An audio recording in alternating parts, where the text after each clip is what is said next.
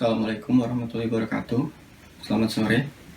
Pertama dan utama, marilah kita panjatkan puji beserta syukur kita atas kehadiran Allah yang Maha Kuasa, karena dengan rahmat dan karunia-Nya kita dapat berkumpul di tempat yang mulia ini, tentunya di kampus kita tercinta, kampus Universitas Bina Saran Informatika. Sebelum saya memulai pidato ini, saya ingin mengucapkan terima kasih kepada dosen public speaking Pak Robikal yang telah memberikan saya kesempatan untuk berpidato. Dan tidak lupa, saya ingin berterima kasih kepada kawan-kawan sekalian yang telah hadir dan menyempatkan waktunya duduk di ruangan ini untuk mendengarkan saya berbicara. Kawan-kawan sekalian yang saya cintai, di sore hari yang cerah ini, saya ingin membahas tentang efek sosial media bagi kehidupan sehari-hari, yaitu mulai dari pengertiannya, dampak positif, hingga dampak negatifnya.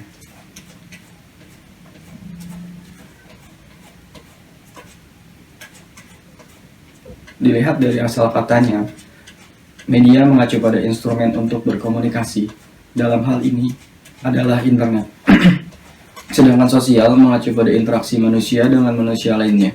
Contohnya, berkomunikasi dalam hal ini membagikan atau menerima informasi. Menurut Wikipedia, sosial media adalah sebuah media daring yang digunakan satu sama lain, yang para penggunanya bisa dengan mudah berpartisipasi, berinteraksi, dan berbagi, dan menciptakan isi blog, jejaring sosial, wiki, forum, dan dunia virtual tanpa dibatasi oleh ruang dan waktu. Seperti kita tahu, Hootsuite merupakan situs layanan manajemen konten yang menyediakan layanan media daring yang terhubung dengan berbagai situs jejaring sosial seperti YouTube, Facebook, Instagram, Twitter, Line, Pinterest, dan lain-lain. Dan berdasarkan sumber dari Hootsuite, Indonesian Digital Report pada tahun 2020, pengguna sosial media di Indonesia berkembang sangat pesat hingga menyentuh angka 160 juta pengguna. Dan rata-rata pengguna sosial media mengakses sosial medianya selama 3 jam 26 menit.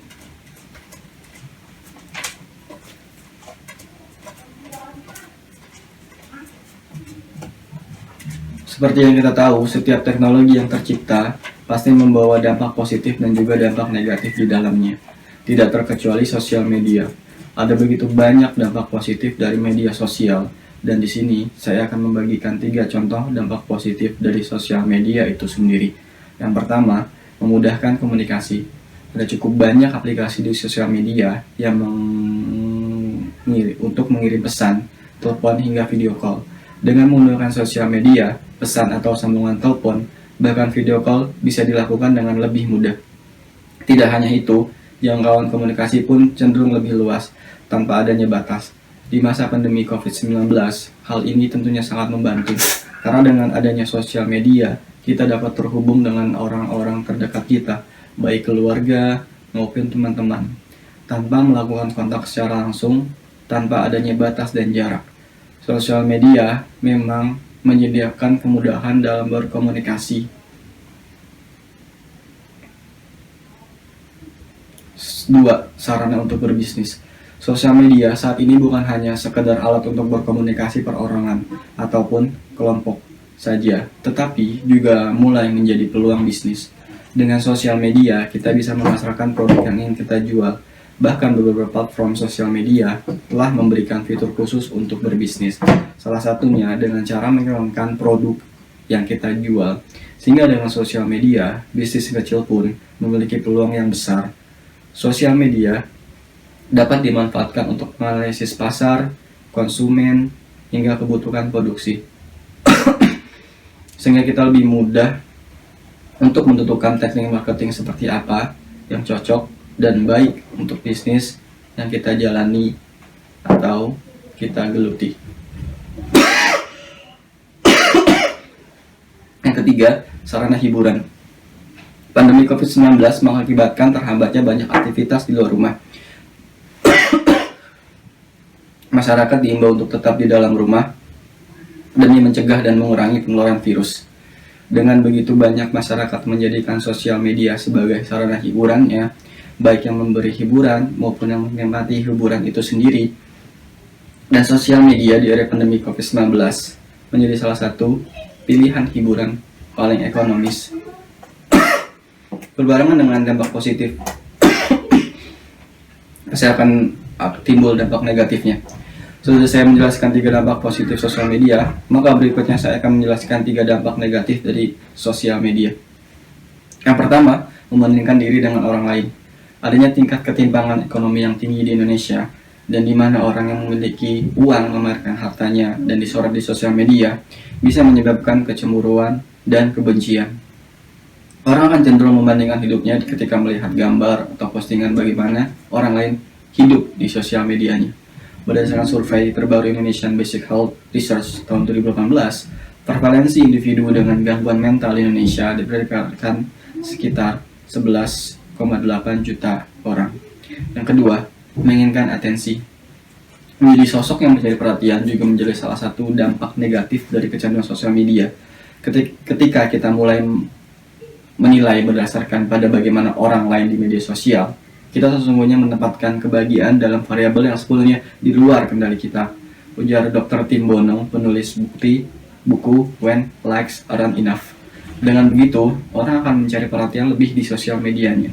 Masalahnya, tak semua orang yang mencari perhatian melakukan hal yang baik. Untuk mencari perhatian di sosial media, banyak orang yang melakukan hal yang tak biasa, dari hal memalukan hingga hal yang mengancam nyawanya diri sendiri.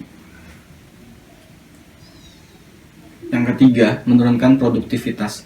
Sosial media menghabiskan banyak waktu dengan sia-sia. Di Indonesia, rata-rata pengguna sosial media menghabiskan 3 jam 26 menit sehari.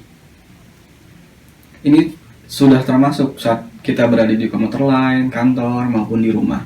Hal ini tidak menimbulkan masalah apabila kita bisa memanajemen waktu dengan baik. Namun, apabila kita memiliki pekerjaan atau kegiatan yang membutuhkan fokus atau ketelitian yang tinggi, maka tentu saja waktu kita terbuang sia-sia hanya karena terpaku pada sosial media di smartphone kita.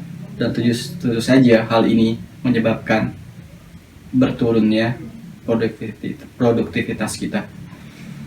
Kawan-kawan sekalian, sosial media dengan segala hal di dalamnya banyak memberikan dampak positif dan juga dampak negatif. Maka dari itu, saya mengajak kawan-kawan sekalian untuk lebih bijak dalam menggunakan sosial media.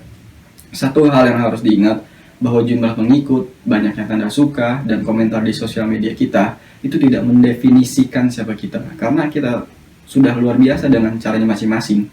Saya berharap pidato saya ini dapat memberikan sudut pandang baru untuk kawan-kawan sekalian, dan jangan sampai kita semua menjadi tong kosong yang nyaring bunyinya.